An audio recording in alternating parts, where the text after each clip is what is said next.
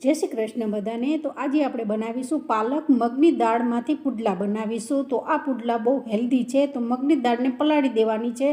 પલાળ્યા પછી આ રીતે મિક્સરમાં ક્રશ કરી દેવાનું છે। આદુ, મરચાં, લસણ, 1 ચમચી ચણાનો લોટ, પાલક નાખી અને પીસી અને બાઉલમાં કાઢી લેવાનું છે।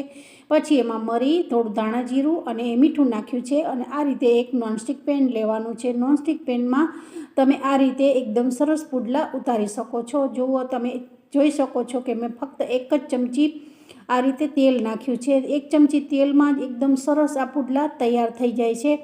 અને આના ઉપર તમારે હજુ ગાજરનું છીણ અથવા કોબી નાખ્યું હોય તો બી એકદમ વેજીટેબલ પુડલા તૈયાર થઈ જાય છે। પણ મેં સિમ્પલ જ બનાવ્યા છે આ રીતે।